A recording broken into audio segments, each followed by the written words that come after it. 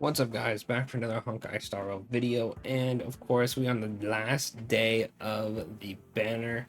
I believe the banners for part 2 go up a little bit later today for like the other servers, right? Because fortunately my server always gets it last, but I will be up and summoning on that Cipher's banner, trying to get E2 tomorrow. So if you don't want to miss out on that, don't forget to like this video because that'd be really cool, and then subscribe so you don't miss out on that. I do plan to E6 her at some point. I'm gonna try to go for a one dupe a banner, but we'll see. I know people are gonna be like, dude, you're gonna get her E6 in like 5 years then. We'll see. It depends on how lucky I get or who's after her, right? Considering Constance is right after it, I don't want to go too crazy because I do really like Constance, right? But other than that, let's talk about Cipher herself, right? So Cipher has probably one of the easiest kits to remember or just play with, right? It's so straightforward, it's crazy, right? And yet apparently some people still mess it up, right? It's crazy, right? So Cipher is a 5-star quantum nihility character, right? I could glaze her all day. I think she's like one of my favorite characters. She's super cool. Her ultimate's super sick. She's a great support. She's great in the story. She's hot. So like, what else could you really want, right? But let's go over her kit, right? Glazing aside. So base attack is just the basic 100% attack one. Her skill has a 120% base chance to weaken one designated enemy and its adjacent targets, decreasing their damage dealt by 10%, increases her attack by 30% for 2 turns. Moreover, deals quantum damage equal to 200% of her attack to one designated enemy, and quantum damage equal to 100% of Cypher's attack to the adjacent targets, right? Then, her ultimate deals quantum damage equal to 120% of her attack to one designated enemy, then deals 2 damage equal to 25% of the current tally kept by her talent to the one designated enemy. Moreover, deals quantum damage equal to 40% of her attack alongside true damage equal to 75% of the current tally taken by the talent to the one designated enemy and its adjacent targets, and this true damage is distributed evenly among all targets of this ability. We'll get over what the tally means in a second on the talent. So, the talent is when there are no enemy targets in the patron state in the battlefield, Cipher immediately causes one enemy target with the highest max HP on the field become the patron. When using Skill Ultimate, the primary target becomes the patron. The patron state only takes effect on the most recent target. After the patron gets attacked by other allied targets, Cipher immediately launches a follow-up attack against the patron, dealing quantum damage equal to 150 of her attack. This effect can trigger up to 1 times per turn, and this trigger count resets at the start of Cipher's turn. Cipher will tally 12% of the non-true damage dealt by allied targets to the patron. Overflow damage will not be tallied after using ultimate clears this tally. Now, imagine if it was not just the patron, it was just your overall damage. That'd be absolutely insane. But unfortunately, it is only the main enemy, right? But pretty much what this means is as you are fighting, there will be a coin value under Cipher that you will see, and it will go up and up and up the more damage you do, right? Then when you pop the ultimate, it will deal up more damage based on how much damage you are doing, right? There, with that, right? As long as your DPSs are doing good damage, Cipher will do good damage, right? Cipher can straight up just instantly kill a boss's whole HP bar in one ultimate, depending on how much stacks you have on her thing, right? I'm just saying, pretty hard to power creep that, right? Then her technique, she gains Zadri's Blessing the last 15 seconds. During this time, Cipher will be unsticked while enemies and their movement speed increases by 50%. When approaching an enemy in the overworld Simian Universe, Divergent Universe can immediately gain a random consumable. Consumables can be gained this way for up to 50 times each Earth Day. I love how they say Earth Day. When entering battle with the Blessing, activate deals quantum damage equal to 100% of her attack to all enemies, and the tallied amount of Cipher gains from this instant damage increased by 200%. Then, her bonus traces are when Cypher's speed is higher than or equal to 140, 170, crit rate increases by 25 to 50%, and the gain tally increases by 50% to 100%.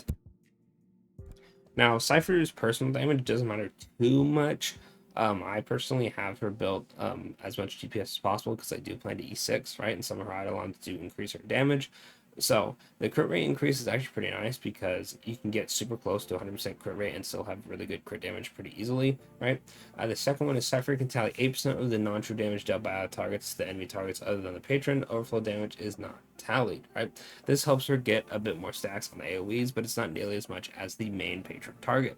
Then on the third, Trace increases the crit damage dealt by a talent's fall attack by 100%. When Cypher's on the battlefield, damage received by all enemy targets increases by 40%. Might be one of the best traces in the game because you just get 100% crit damage on the follow-up and then just 40% damage dealt. Like, alright, bro.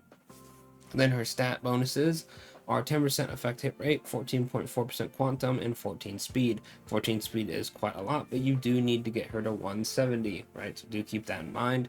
Um, Even if you don't want the crit rate, right, the 100% gain tally increase is very, very strong. Now, while I don't recommend going for dupes, we're going to talk about them anyway because she has, of course, the really good E1, E2. The E1, Cypher's tally damage is 150% of the original value. This just means you'll stack up her, what's her ultimate called? I guess like the patron coins, like I don't know what to call them. I'm not saying that. I'm not saying this. Anyway, your coin value will go up faster. How about that? When using the Townsfall attack, she gets an 80% attack increase for 2 turns, right? I mean, that's like cool and all. She does more damage, but it's really just this part that's really good, right? Then her E2, when Cipher hits an enemy target, there's a 120% base chance to increase the damage it receives by 30% for 2 turns. Big W. And then, of course, E4, after the patron gets attacked by an ally target, Cipher deals additional damage to what am I saying? I can't speak right now. Holy. Anyway, let me retry that. After the patron gets attacked by an ally target, Cipher deals quantum additional damage equal to 50% of her attack.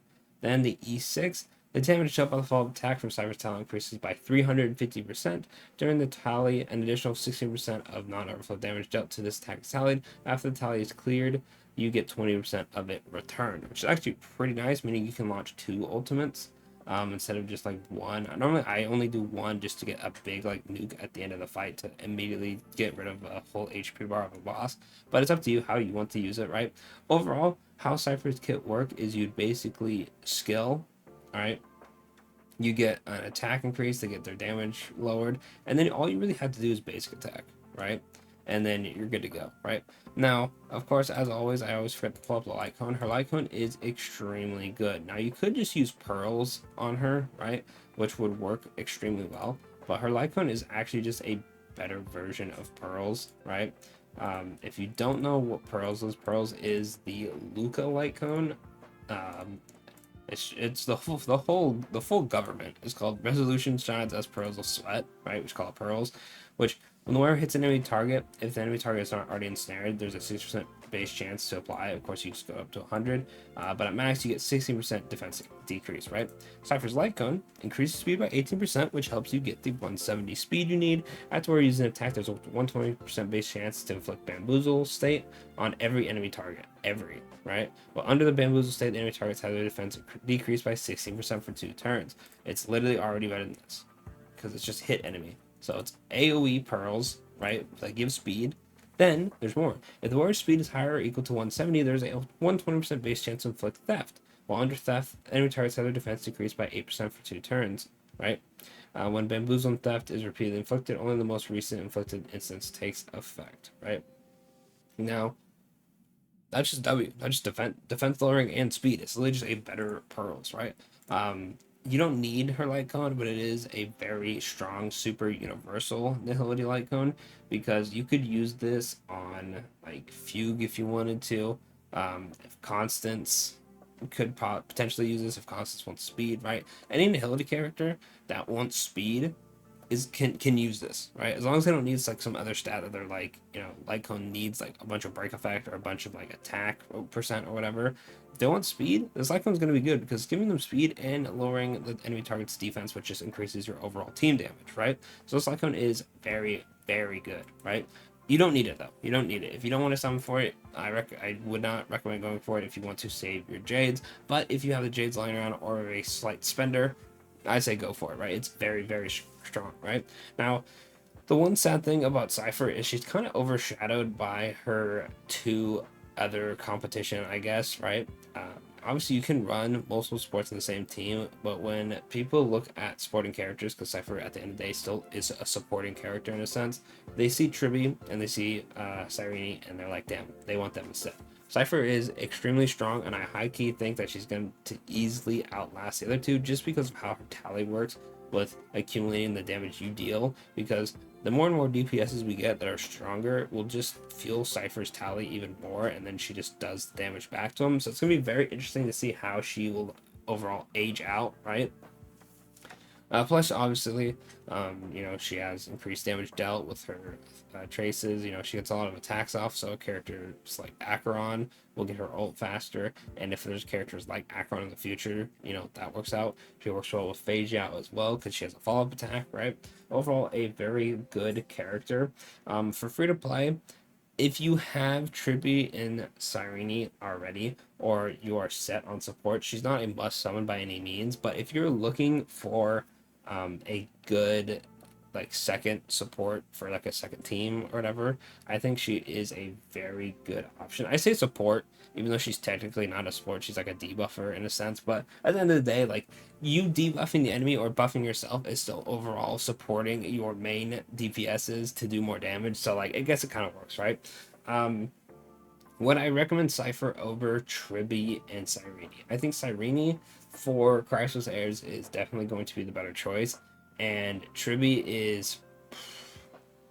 I feel like my bias is coming through. I'd rather have Cipher than Tribby personally, right? But Tribby does have access to DDD off rip, which is really strong. So I guess I'd have to say I'd have to give it to Tribby just because of that, right? But still, she's a good option. So if you just want her, just cause she will work on a bunch of teams. But I think you could easily skip, unfortunately, right? There's just overall safer options. Now, if you have Tribby and you're looking for a new supportive character, or hell, if you're looking for a character who works on dot, right? Because Cipher works on dot. Hell, I actually no, I did run her in break, right? Funny enough, it was Rappa, Fugue, Ronmei, and Cipher, and I actually got a 3-star clear on one of the nights, so it works with break too. If you want a character who kind of just works on any team, Cipher is that character, right? But it's really up to you at the end of the day. It's really like it's hard to gauge, right? Because I have so much bias towards this character, right? But I do think that at the end of the day, you could easily skip her and be fine. But the option is there if you want her, and it is a justified option. It's not like someone like Mide where like he works as a DPS, but like there's way better DPSs. Like you might as well just get the other one. Cipher is good and there's slightly better supports, but if you get her, it's not going to be like, oh damn, I can't believe I have Mide when I could have got Casters, right?